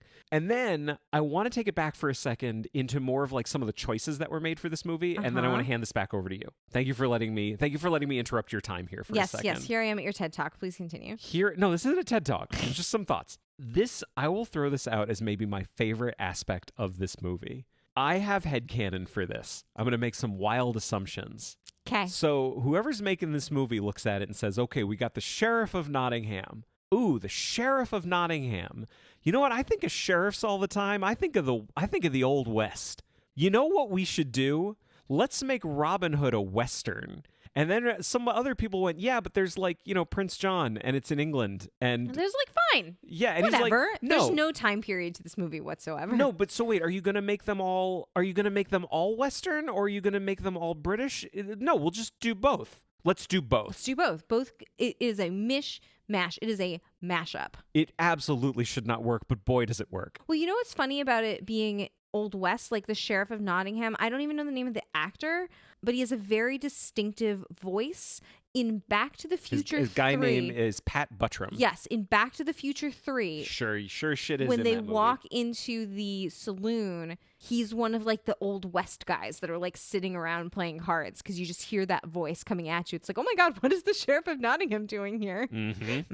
It's just, I'm looking at the cast right now, and it's like this amazing mixture of, you've got Peter Ustinov and Terry Thomas, like really great like British actors and comedians. Brian Bedford. Right? Yeah, like you've got these amazing British people, but you also have like Phil Harris is Little John. Like, this is Baloo. Like, he doesn't just look like Baloo. He is Baloo. It's the same Baloo. It's the same character. And all of these Western actors like Pat Buttram, it's just such a fucking delight. Another thing I loved about the casting, you have Monica Evans as Maid Marian and Carol Shelley as Lady Cluck. Yeah. Her handmaiden. The Pigeon Sisters. Yeah. They're the Pigeon Sisters from The Odd Couple. Like, how fucking great is that? Yeah. I'm sorry.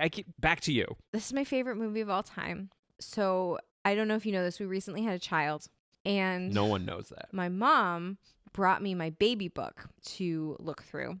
And because I was the first child, it is meticulously filled out with everything I ever did between the ages of about 0 and 5. And one of the things that my parents had written down was acts out Disney movies and makes us all play parts. And that was Robin Hood. I played Robin Hood and they all had to play all the different parts. I remember doing this. I love this movie.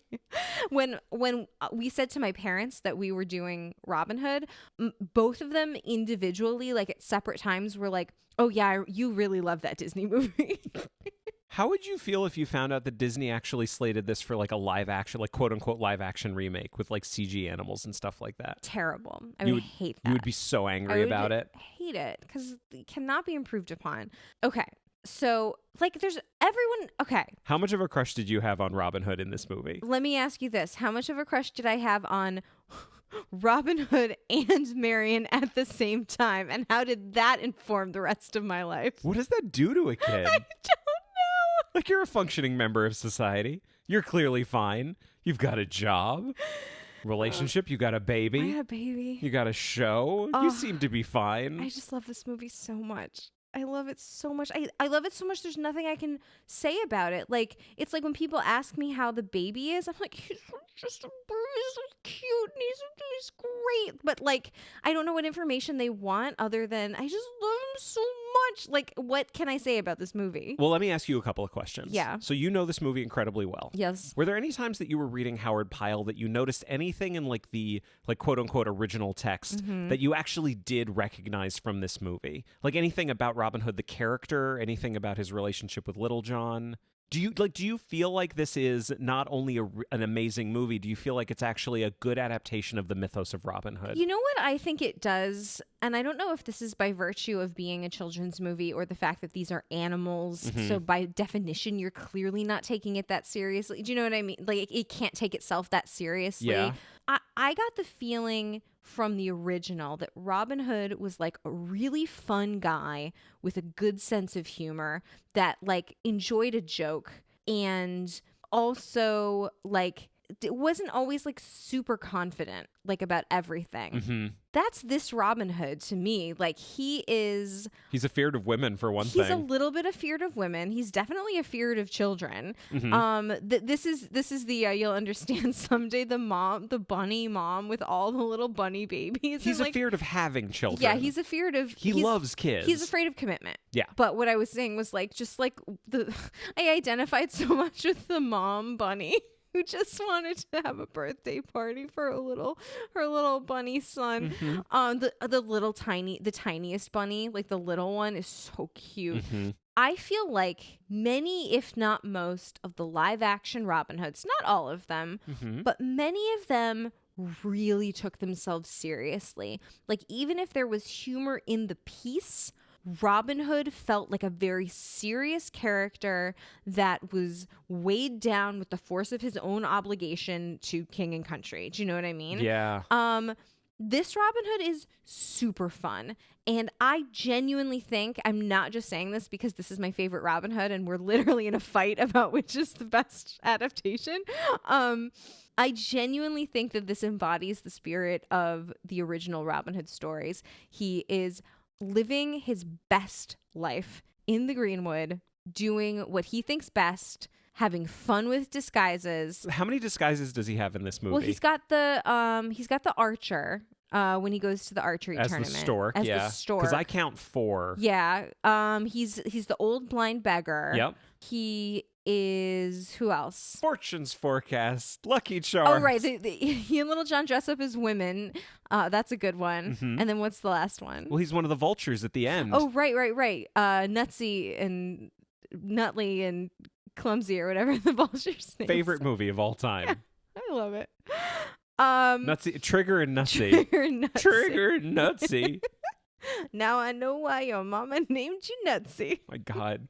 How does this movie fucking work? The songs are amazing, but it's not a musical. Like there's like two or three songs in it. There's like it has Alan Adale. Yeah. That's the great thing, because I feel like so many of the songs, like so much of the music comes from Alan Adale. Yeah. But you do have, as you say, like, so there's the big musical number. Yeah, The Phony King of England. Right. Are there other musical numbers in this movie? It begins with the musical number. From Alan Adale.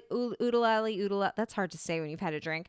Robin Hood and Little John running through the forest. Did it blow your mind too when you were like in college and you found out that the hamster dance is just like the Alan Adale song sped up like 2 times? Yeah, it did. I do remember that actually. Blew my mind. How could one thing create 2 things I love so much? There's a love song.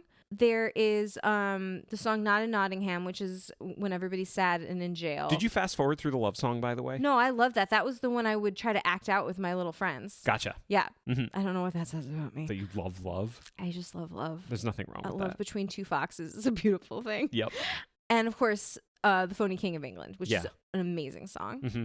Oh, the world will sing of an English. We're gonna get copyright takedown. No, not if you sing it. That's fine.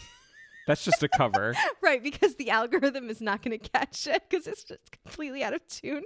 It's like when you like take something but you pitch it like 3/4 higher on YouTube so that the copyright protection scan doesn't catch it. I don't think we're a target. Oh, I love this movie. There's just so much that doesn't work. Like, how is like all the kids are just American children? It's just American children. They're so cute. Glasses and balloons. Prince John is a lion, and King Richard is also a lion because he's Lionheart. I love that. But Prince John is a female lion because he doesn't have a mane. Who was your favorite like new character? Oh, Sir Hiss. Right? Yeah, Sir Hiss is amazing. Mm-hmm. Yeah, he's fantastic. The sheriff is amazing. Like the sheriff is so funny. Like the part where he and Friar Tuck like are bouncing bellies back and forth between each other. Like all of the animals are so much fun and so beautifully rendered. And like I know you were saying like sort of the animal plot by character was different, but I actually like love how much thought went into it. Like there's the little turtle with the glasses and the rabbits and all of the rhinos that are all the guards and the elephants who are like the you know, the guys that go do do do do, you know. It's just there's just so much thought went into it. It's such a beautiful movie. It's so much fun. They don't make movies like this anymore. The end. Thank you for coming to my TED Talk. So I think as we can agree, the 1973 Disney Robin Hood's fine. It's okay. I think it would be in my top 5 Disney movies. Yeah. Like, it's not my favorite movie of all time, but like, holy shit, it's so good. Yeah. Like I just want to be very clear about something too. Like I like Disney. Yeah. I'm not like a big Disney fan in the way that some people are. Mm-hmm. This isn't because it's a Disney movie that I love it. Like it's almost kind of in spite of being a Disney movie because it's kind of an atypical Disney movie, I think. But maybe that's just because I really, really like it. I'm gonna make people mad by saying that. I'm not like a huge Disney person. I really like Disney, but I'm not like a Disney mega fan. Is what I'm saying. I think that's fair. Yeah. So all of that being said, this is a 2-parter. Mm-hmm. So we have one more Robin Hood we need to talk about right now. And this finishes out the 70s. We are still only up to 1976. So this is 1976's Robin and Marian. I would say this movie has a high pedigree. Mm-hmm. I also want to say too why it's like part of this first episode. So everything we've talked about right now, up until now, has been like pretty much a pretty traditional Robin Hood, except for a challenge for Robin Hood. That one kind of goes off the rails a little bit, but that's Hammer, so that's kind of a different thing. Mm-hmm. It's not trying to reinvent him or talk about the myth. It's just like we're going to do our own thing and it's going to have boobs in it. So then we get to 1976 and we have Robin and Marian, which is the whole idea of this movie is that we now have an older Robin coming back from the Crusades, meeting back up with Marian, who is a nun, and them. What is their relationship like now? Tense. Tense, yes. No, that is true. I'm saying the movie is asking the question, what is their relationship now? Oh, I thought you were asking me. Can you describe the relationship now? Like, it's not great. But like I said, this movie has a pedigree, not just in front of the camera, but behind the camera. So let's talk about who wrote this movie. This was written by James Goldman. Is there anything else that you think is well known and weirdly relevant that James Goldman also wrote? Yes, James Goldman wrote the play and also I assume the movie Yep. The Lion in Winter. Yeah. Like why is that relevant to this? Well, because that is about Richard the First's parents, Henry and Eleanor. Yeah. Yes. So there's that going on. Mm-hmm. So so I think you know A Lion in Winter a little bit better than I do. Like what if you had to describe the script of A Lion in Winter in a few basic terms? Like what are some things that you think define it? Well, it is theatrical. It's like wordy. There's a lot of banter. Sharp wit. Sharp wit. Like Katharine Hepburn played Eleanor, and then there was a more recent version with Patrick Stewart and Glenn. As the same character, which is weird. Yeah, no, Patrick Stewart and Glenn Close, I think, were in it. Like that's sort of the caliber of actor that's attracted to it. It is it is I think well known for being a very wordy, like clever play, and very like kind of modern in its sensibility. Yeah, for sure. Like it's not trying to be period accurate. No. In the language. No. So that's who wrote it. So we know we're in for something that's going to be kind of wordy and kind of witty. It was directed by Richard Lester, who at this point had directed a number of very interesting movies and would go on to do like interesting things. He directed some Beatles. I mean, it's my number 5 movie of all time. He directed A Hard Day's Night, which I just think is a fucking amazing movie. He directed Help as well. At this point, he did the movie For a Funny Thing Happened on the Way to the Forum, which I mentioned already because Leon Green was in it. I actually think the movie's terrible. Oh, good. I think it's really bad as an adaptation of the musical. Because it like eliminates half the songs and it just is, I just don't like it as an adaptation of that musical because I love that musical. But Richard Lester he's an interesting director who knows comedy really well, who does comedy really well. Let's talk about who's in front of the camera. Okay. So you've got a bunch of nobodies, just absolute nobodies. Like I'll start small. You've got as King John now, because this is post the death of Richard. Right. Well, most of the movie is post the death of yeah. Richard. You have Ian Holm as King John. He's a nobody. Yeah, jeez. We do have Friar Tuck and Will Scarlet. Ronnie Barker is Friar Tuck, and a guy named Denholm Elliott is Will Scarlet. They're all older now at this point. Denholm Elliott, he's already shown up on the show, hasn't he? Oh, yeah. He was in A Room with a View. Yeah, we just talked about him. He's great. Okay, we have just a nobody named Richard Harris as Richard the Lionheart. God, I love Richard Harris. I love Richard Harris so much. I was so sad when he died and had to be replaced in Harry Potter by Michael Gambon. I think a lot of people were, even though Michael Gambon ended up being great. Yeah, but I love Richard Harris. So he's very, very good. I think this is a good time. Do you mind if we jet back over to Ariel's History Corner here for a minute? So to talk about Richard Harris as Richard Lionheart in this movie, what struck you in this movie about the story, about how the role in the movie that Richard took? So at the beginning of the movie, there is a battle scene going on, and there is It's not much of a battle. It's not much of a battle, and there is a little subtitle to show where we are. We're somewhere in France, 1199, and I said, "Huh, I actually think that's the year Richard died. I think it is, because I remember reading reading something about him and thinking it was funny he didn't live to see 1200." So I looked it up and I started reading more about how he died. This is what happened, apparently. They were in France somewhere. He basically insisted that they siege this castle that had no one defending it except like an old man and some women. And as the inhabitants of the castle fought back, Richard took an arrow in the neck and killed him immediately, right? It did not. No. He insisted that the surgeons pull it out like later that night. Like they couldn't get it out. So it's just disgusting. If you can imagine like in 1199 what it was like to have like people trying to get an arrow out of your neck. And he later died of course, the infection, which I just want to point out. We watched 16 Robin Hoods so many times, there's some epic final battle and like someone gets an arrow like in the shoulder or like some wound to show stakes, obviously. Yeah, obviously, but like the fight comes to an end and the movie's wrapping up and everybody's fine and they're bandaged up, and every single time it's like, oh, he's gonna die like 5 minutes later. You could not survive the infection that would have ensued post whatever injury. So anyway, Robin Hood, the terror of sepsis. so anyway, I'm like browsing Wikipedia as the movie is playing in the background. So I'm like watching both of these things happen. James Goldman definitely didn't predict that would happen Concurrently. And I turned to you and I was like, this is actually how he died. Like this totally like undignified, crazy siege on this dumb castle that no one cared about, and he got an arrow in the neck and died days later from infection. It's beautifully told. Yeah. Like Richard is he's an asshole in this movie. He's so awful. Oh my God. And we also meet Robin and Little John at the beginning here because they have been fighting on the Crusades with him because, as we know from the story, like he basically conscripts the two of them and says, you're going to fight with me in the Crusades. Yes, this happens. And the movie picks up years later and they are doing that. So we meet Robin Hood and Little John. Mm-hmm. Who plays Robin Hood? Running through the forest. Yes. Laughing back and forth at what the other has to say. Indeed they do.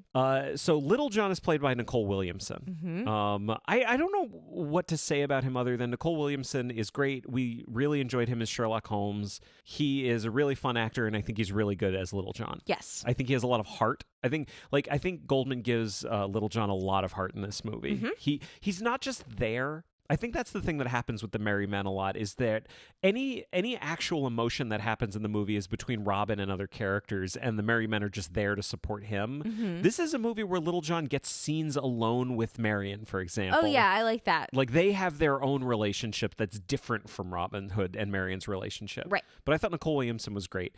And then as Robin, we have Sean Connery, who is Captain Ramius himself. He's a GD movie star. Mm-hmm. I don't even think I could see him as a young Robin Hood. Mm-hmm. I don't think he would be good as a young Robin Hood. No, because think about what he looked like when he was young. He was James Bond. Yeah. Like he wasn't like a rough and ready like forest dweller. You know what I No. mean? He was like in a tuxedo in the casino. But as an old Robin Hood, he is great. He's not even that old. He's like not even 45 in this movie. Yeah, God, he looks older. He really does. He could. If you told me he was 60, I'd be like, oh yeah, Yeah. looks good for 60. He and Little John are on the Crusades. Richard dies, and they're like, okay, we're going home. Yeah, so and they've been gone for 20 years. Yeah, so they go home. They find Will Scarlet and Friar Tuck again. They have a big old fight, and they're like, "Oh, Robin, John! Oh my God, this is great!" And it's just like I feel like the scene plays out entirely like the scene in Hook, where he finds the old like house that they used to live in the tree, where they're like, You've referenced the scene like at least 2 other times. Hook is my fucking childhood. Hook is the movie that I measure every other movie by. Apparently, it's not even my favorite movie. I don't even love it. It's a really good movie. I've just seen it many times. We'll talk about it when we do Peter Pan at some point in the future. Oh my God, that's going to be a big one. It is going to be a big one. So they go back and they find their old camp and everything's grown over at this point. There's these 2 old dudes running around that are actually Will Scarlet and Friar Tuck. And Robin, like the very first thing he asks them is, where's Marion? Yes. And then I think the second thing he asks them is, where's the Sheriff of Nottingham? Yes. Should we talk about Marion? Yes. Marion is played by a nobody. An absolute nobody named Audrey fucking Hepburn. Second appearance on this podcast. How do you feel like her Marion, like not just the way she acts it, but the way it's written, how do you feel like her Marion stacks up against all the other Marions we've seen? Like what makes her different? Well, she's old. There's that. She is like actually independent, like not just like a plucky young woman, but someone who has had to make really hard choices in her life on how she is going to survive. And also, like, not to spoil the ending, but turns out at the end, like, actually, like, this is a big spoiler. Crazy. Like she is kind of crazy. She has very, very strong opinions. Yes. Yeah. So we'll come to the end in a minute. Yeah. But suffice it to say, she is someone that has had to do a lot of work to survive. She's very strong-willed. So we meet her when she is preparing to be arrested because they are coming around to arrest all of like the head clergy of various clergy places for some reason. And she is the head nun She is the mother superior of this convent. There's all these young nuns that report to her and look up to her, and she is preparing to be arrested because that is her duty, because she's obviously not going to like stop being a nun. Obviously. And she is fiercely independent and just a fucking spitfire, and she's great. Yes. Let's talk about the final member of this cast. Mm-hmm. Another nobody as the Sheriff of Nottingham, Robert fucking Shaw. He of the USS Indianapolis himself. Henry VIII himself. Black eyes, like doll's eyes. Oh, Jesus Christ. And Mr. Brown from Taking Pelham 1, 2, 3. Yeah. Yeah. He is one of the best sheriffs of Nottingham that we have seen. Mm-hmm. One of the things that this movie does that's really exciting is the fact that the characters are dangerous again. Yeah. So the Sheriff of Nottingham is really dangerous in this movie. Like, he is ruthless. He kills people. Because sometimes we get a Sheriff of Nottingham who's goofy, like in the original story. And sometimes we get him being actually dangerous in the main villain. Like, John's King John is in one scene in this movie. He's not really a major part of it. But the Sheriff of Nottingham is like, oh, Robin Hood's back? Oh, yeah, we're going to kill that motherfucker. Yeah. We're going to do that. Yes. He definitely seems way more capable than we've seen the sheriff be in other versions. Well, he's got 20 years more experience. Yeah, and it also, like, the impression that I got from it was that if Robin didn't get, like, pardoned and taken off to the Crusades, the sheriff would have killed him. Oh, yeah, for sure. Robin got a lucky break, I think. He really did. I feel like it's not worth talking about all the things that happen in this movie because it's just a really well-written movie, and it succeeds because of the scenes. It succeeds because of the dialogue and the relationships between the characters. Maybe we should spend a couple of minutes talking about the last, 10, 15 minutes of this movie. Yeah, so two big things happen. One is this amazing... I'm going to stop you right there for 1 second. Yeah. I would just tell everyone, if you I feel like a lot of people haven't seen this. This movie's from 1976, so I feel like the statute of limitations. But also, everyone should watch it. But if you don't want the end to be spoiled, skip ahead a couple of minutes and just don't get this ending spoiled for you and then come back and listen to it. So I apologize. But I think this was a really good one, and I think it's important not to spoil this part if people don't want to. But anyway, please continue. What's the first thing that happens? Very slow-moving mano-a-mano fight to the death between two elders. It's really good too, because the way the whole thing is set up is the sheriff says, like, we're going to attack the merry men. Yeah. And Robin's getting a whole bunch of people. He's got a whole new generation of merry men in the forest. And the sheriff is much wiser than he used to be. And he knows, well, if I take all my men and I go into Sherwood Forest, they're just going to kill all of us. So I'm just going to wait them out. Mm-hmm. And he's got all of his guys. He's got his whole army out there, and he's just waiting them out. And it is very tense for quite a while. Mm-hmm. And what Robin says is, you know what? You and me, Sheriff, we're going to end this right now. We're going to, just the two of us are going to fight. No one else gets involved. Mm-hmm. If I win, your men go away. If you win, my men will run. Yeah. And at this point, his men includes Marion. Yes, she's there. They've boned? She has renounced her vows.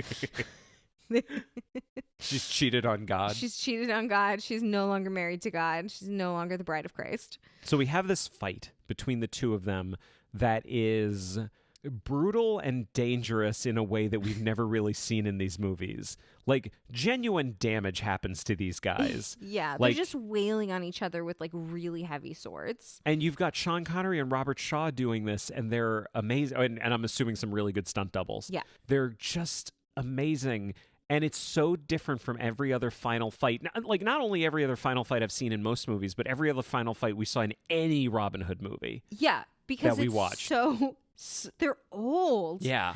And that's the point. We're not saying that to make fun of them. The point is these guys are tired and old, and things hurt to do.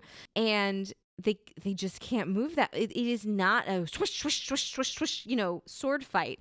They are just beating the shit out of each other in slow motion. It's like you said, I can't think of many fight scenes I've seen like this in any other movie. Never mind another Robin Hood. Genuinely hard to watch. Not in a way that makes it not entertaining and interesting. It is just genuinely hard to watch, and that's part of it. Yeah. It is also incredibly hard to watch for Marion. Yes. Which is important. Yes. So Robin wins.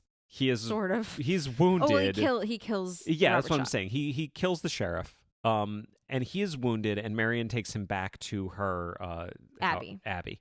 And then she makes a decision. Yes. Because she knows that this is who he is.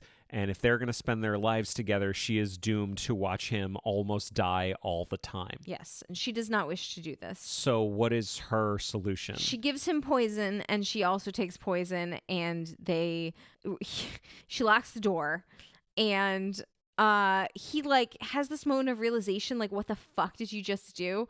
And then becomes resigned to it very quickly. Yeah. Which is exactly from Howard Pyle's book. Like, in the epilogue for Howard Pyle's book, Robin dies because he is poisoned by a nun. He's killed by a nun. It doesn't happen to be Marion. Right. But in this one, it is. Right. And he, like, once he knows that he's dying, he's just like, okay, well, this is what it is. All right. He's like, well, I mean, I guess I knew it would always come to this. Like, he's in good spirits about it. And then they die. Yeah. At the end. Did you like that this happened? No, I didn't really either. hated it. I didn't like it at all. Like, not that I think it was like the wrong choice or bad or like ruin the movie or anything like that, but it was just like viscerally kind of awful. I kind of loved it. Yeah. Not at the time. At the time, I was mad about it. But the more I've had, because we've had weeks now that we've been sitting on this one, I just look at it in light of the fact that we have watched now 16 different versions of Robin Hood. And every single one has an easy ending. There's nothing challenging about any of them, because in every single version, he ends up with, almost every single version, he ends up with Marion. Mm-hmm. That is just how it works. And he continues to be Robin Hood, and he's going to keep robbing from the rich and giving to the poor. And it's always fun, but it's not always interesting. Mm-hmm. So how great is it that we could get a movie that gives us an ending that actually sits with you for a while? Like, had the endings of any of the other versions of Robin Hood sat with you as long as this one has? I would not say so. And I was going to say too, like, the two images that have sat with me from this are the ending. Mm-hmm. Well, I guess the three, like the fight scene that we just talked about, the ending, and also, God, the biggest one for me is like Richard at the beginning, like pacing around, sweaty and pale and gross and clearly dying, and like that's what it looks like. That's what it actually looks like to die from a wound you suffer in battle. Mm-hmm. Like, you don't just get shot with one arrow and go, "Aye!" and drop down, and that's the end. Like, you can if you want to. It's kind of fun. You can if you want to, but like that's what death looks like in every single other one of these. Like, boom, shoot, arrow, aye, dead. But that's not what would have happened unless you got shot like right in the head or right in the heart. You would get a wound and die of infection because they didn't have medicine. And we don't see that in any other version. I can't think of another one where there is this thoughtful, I'm not going to call it realism, but this thoughtful depiction of the messiness and totally not glamorousness of dying of a wound in like 1200. Does that make sense? It totally does. Yeah. To me. Yes. Well, hopefully to other people too. Or what are we doing? What are some of the other images that stuck with you? Those were the three big ones. Which, so the final fight, Marion killing him and Richard dying? Yes. Yeah. This movie sticks with me, and I'm just happy that we have something interesting. And I really think it's important to end on this one again because it is built so much on the existing knowledge in the pop culture of Robin Hood. And it's not saying any of that didn't happen. It's not making any changes. This movie, it's so much like Hook. It really is, where the whole thing in Hook is like, no, he was Peter Pan, and there was Captain Hook and all the Lost Boys. Like, that was a thing. But what happens later? Mm-hmm. This movie is doing that, 20 years before, where it's saying, no, Robin Hood was Robin Hood. This movie doesn't come at you and say, at no point do any of the characters say, oh yeah, like, I know everyone's singing these songs about how I was so great, but like, that's not what happened. No, this movie is saying, like, God, wasn't it great when I was Robin Hood and we were the Merry Men and we were doing all of those great things that everyone talks about? Yeah, it was great. That was a long time ago. And then what happens to them later? Yeah. I think it's a great one to end on. We're going to talk about some next time that really do a lot to reinvent the character and bring a lot of new aspects to the story. This one is just this beautiful kind of cap to a more classical version of the story. Mm-hmm. And that brings us to the end of Robin Hood Part 1. So this has been the 1920s through the 1970s. In episode 2, we will pick up with the 1980s. through to the present. Mm-hmm. Well, this has been Adapt or Perish. If you'd like to find us online, we're on Facebook, Twitter, and Instagram at AdaptCast. And if you tweet about the show, don't forget to use the AdaptCast hashtag. You can join our groups on Facebook and Goodreads, and you can also find and follow me on Letterboxd. If you have anything to say that's longer than a tweet, you can always send an email to adaptorperishcast@gmail.com. If you'd like to support the show, there are 2 great ways you can do it. First, tell a friend. Second, a rating and review on your podcast platform of choice would be greatly appreciated. Oodalally, oodalally. Golly, what a day. Bye, everyone. Bye.